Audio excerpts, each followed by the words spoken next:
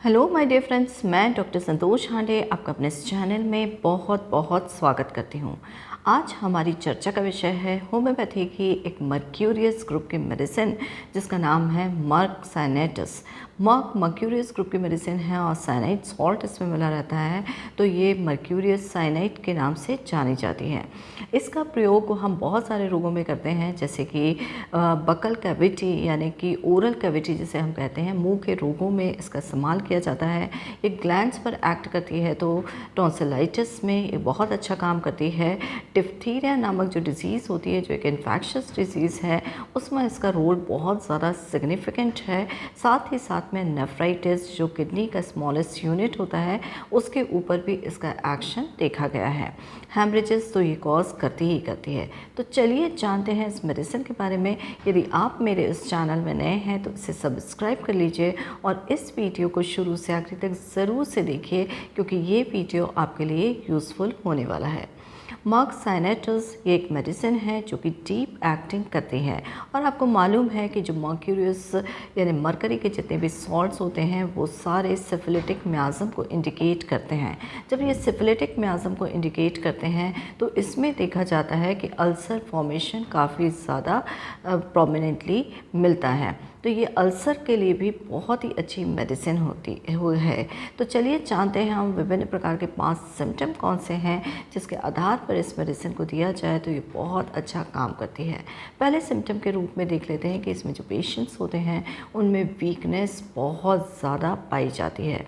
आपको मालूम है, जब कमज़ोरी का पेशेंट अनुभव करता है तो उसकी जो एनर्जी लेवल है वो बहुत लो रहता है।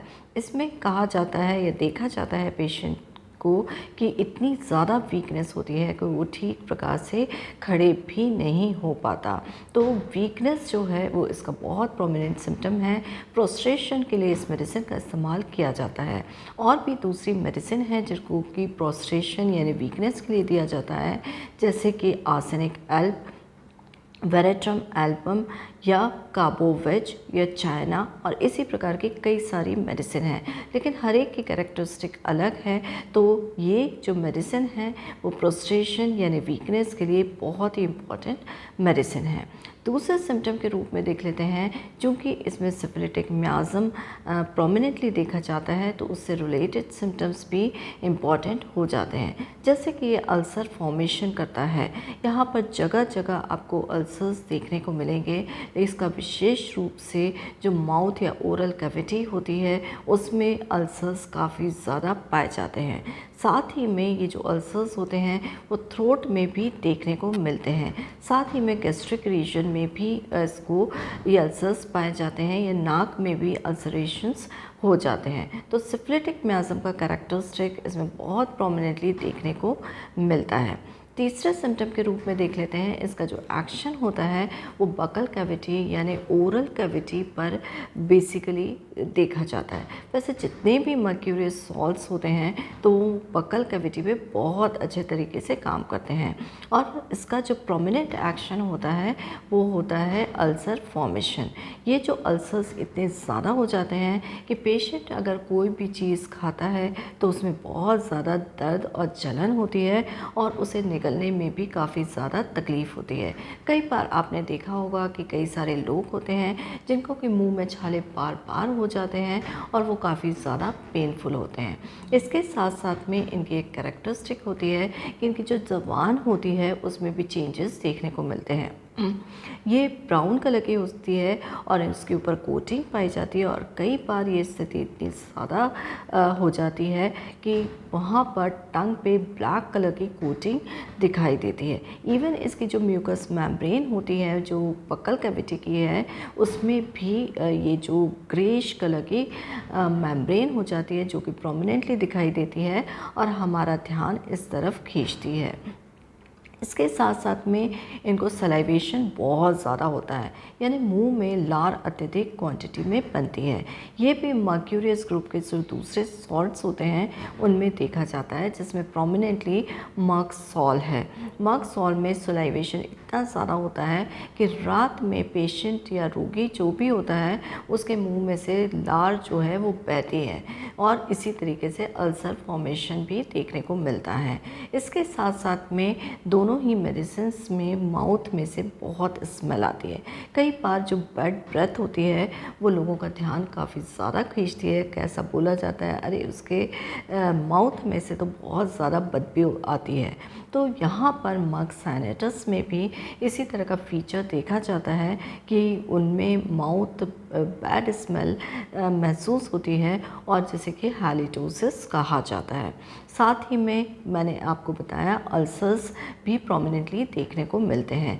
साथ ही साथ में इसके चौथे सिम्टम के रूप में देख लेते हैं थ्रोट पर इसका एक्शन।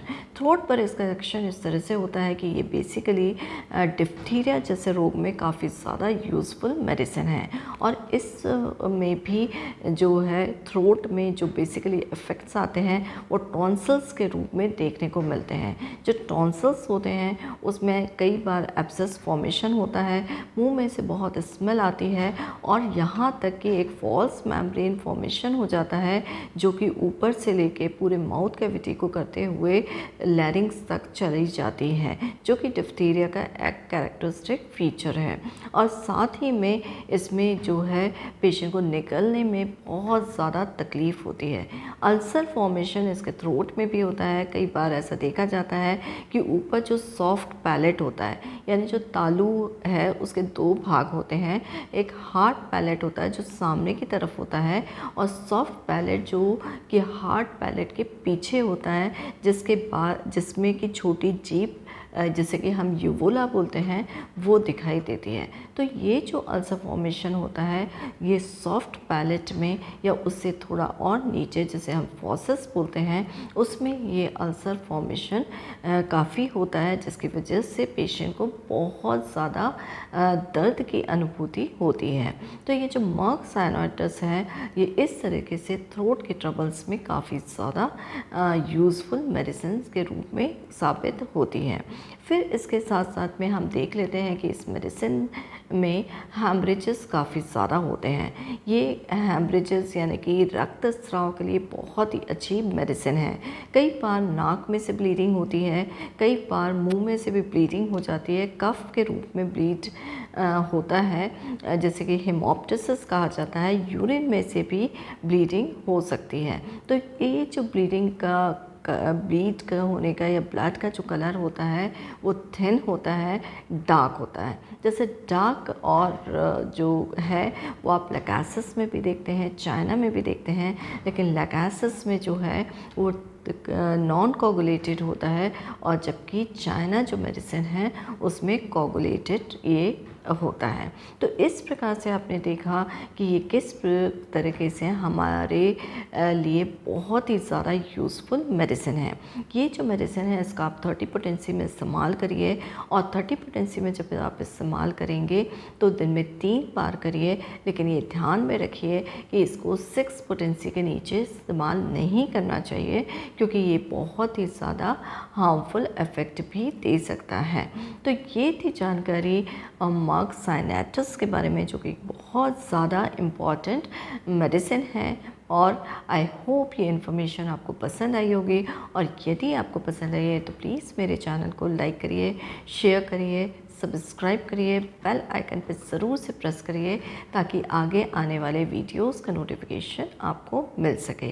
मेरा जो व्हाट्सएप नंबर है उस पर आप केवल मैसेज के थ्रू कांटेक्ट कर सकते हैं। वैसे मुझे कांटेक्ट करने के लिए आपके पास 3 तरीके हैं।